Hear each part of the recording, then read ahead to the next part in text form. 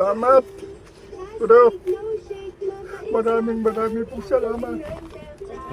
Sana ang Panginoon bigyan ka pa ng ng mahabang buhay para marami kayong matutulungan na katulad mo. Sana matulungan niyo po ako na makuha na sa senyor. Tao po. Aling Gloria. Ay. Dalawa lang kayo rito? Hello, grabe.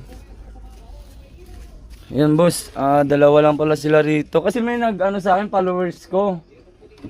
Sabi niya sa akin, King Corn, baka pwede ko raw kayo matulungan kasi dalawa lang daw kayo rito. Puro pa sila, stroke din si daddy? Mild stroke. Mild stroke, ikaw? Bulag yung mata. Ikaw mild stroke din? Hello, wala kayong kasama rito? Wala. Yung mga anak niyo po? Wala. Wala kami anak. Wala kayong anak? Wala.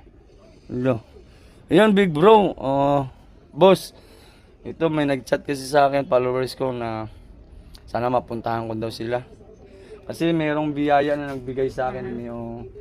Sabi niya sa akin, maghanap daw ako ng mabibigyan. May followers naman ako na nagsabi sa akin na baka pwede daw kayong tulungan. Kaya pinuntahan ko kayo. Sana matulungan niyo po ako na makuha na sa senyor. Di pa po ako nakukuha. Maghihintay na naman ba kung wala ka kami trabaho? Yan na lang sana inaasahan namin. Kaya ngayon, para makakain lang kami, naglakad na naman ako, may nagbigay sa amin dyan, no? Ang bigas. Kinakabalan ko nga mukha ko, may makain lang kami. Sasabihin sa'yo, sino magpapotong sa'yo? Wala ka naman trabaho. Guys. Pa.